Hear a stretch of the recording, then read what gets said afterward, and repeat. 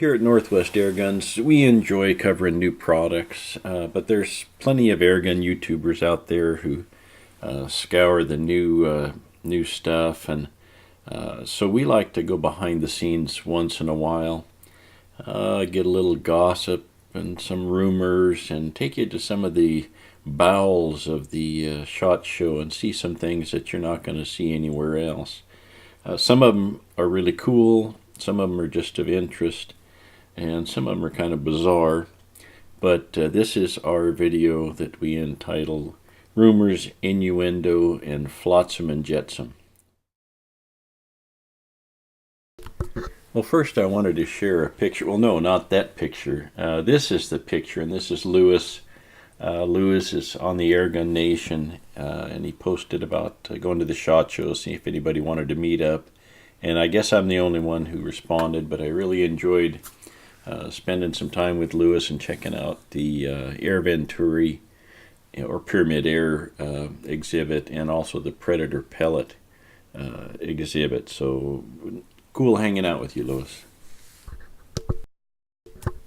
We stopped by. We have another video on the Diana exhibit, and we stopped by and talked to Tobias Schmidt for a little bit. You can check that one out. But I asked him what his top-selling airgun here in the United States was, and it's the Model 34 Classic, bestseller here in the U.S.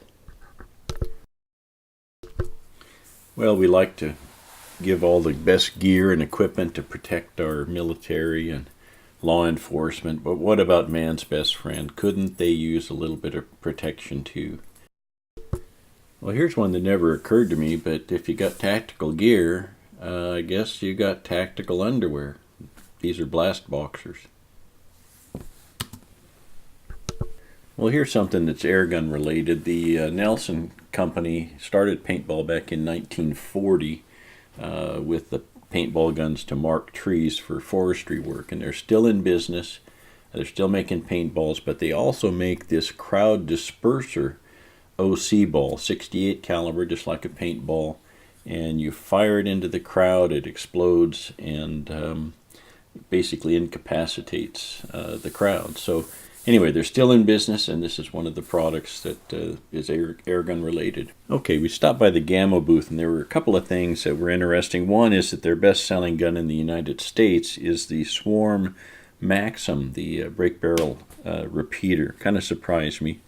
Also, Gammo is moving their headquarters to Arkansas, probably because they bought Daisy's in Arkansas. So all you folks up there in Pea Ridge and Rogers, be prepared. Gammo's on their way.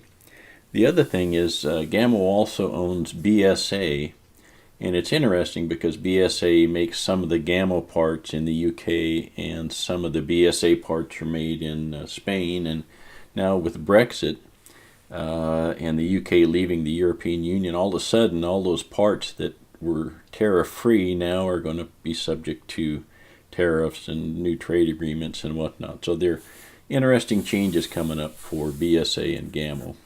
There's a lot of gizmos and gadgets and things. This is a drone buster, and in that initial scene, there it is right there. The guy's flying a drone into a nuclear power plant. So don't get any ideas, but that's what that is designed to prevent, is drones. Now this is their other product, which is kind of a robot. And we're going to show some footage of that. You can buy these. You can buy 1, 10, 100, I don't know, however many you want. But this is the kind of stuff it can do. And they had this, several companies had similar products to this. Well, there's the Williams Gunsight company was there. They make the peep sights for the Sheridans, the 5D-SH sights. They also make the taps and the drills to install them. So nice to see them there, and they've got a ton of products other than the peep sight. So we all know that Vyrock makes air guns, the HW line, the old Beeman R series, but did you know they also make revolvers? And these are imported into the U.S. by European American Armory. 357, 38 Special, all different calibers. And I actually have a personal connection here in that I inherited from my grandfather a .357 Magnum pistol. It was made in West Germany, and it was branded as a Herder's. And if you remember the old Herder's catalog before we had the internet. And so it turns out Yorick bought the tooling from Ruger for their Ruger Nighthawk, or Blackhawk rather, pistol, and Ruger upgraded to new tooling. So Yorick bought their old tooling and produced the Blackhawk in West Germany for Herder's. Well, there's a lot of different training simulators around, and this was just one booth that I stopped at, and it's intended to save ammo, I guess, and so they got a guy on the computer, keeps your score, tells you when to start, and bang, bang, bang, bang. You knock down these things, and they score you, and then they keep bringing new levels. So this is how we're training with firearms now in a way that you don't have to go to the range and saves on ammo, and I guess it works. There's a bunch of these companies putting out similar products as this. Alas, poor Yorick. I knew him well, Horatio. Well, that's not a scoop mount. This is a scope mount, in case you have a 100mm tube. There's my accent for you. Oh, and that's not a safety. This is a safety.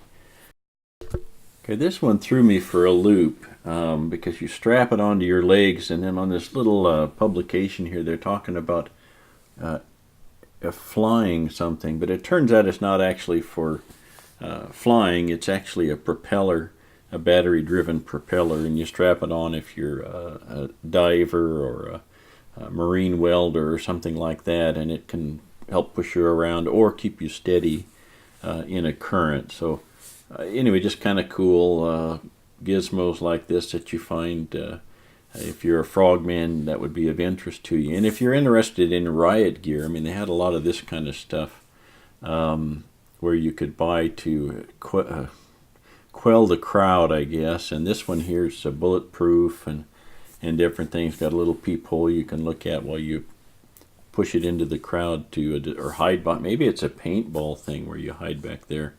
And here's another one. This is a single person type of crowd riot control kind of gizmo. So plenty of this kind of stuff there that a person could buy if they were interested in that kind of thing. Here's the John Wayne Air Venturi booth up on the top floor. They had these BB guns. They're actually pretty nice, and I like them. They're more of an old style. There's John Wayne in the background, the Duke.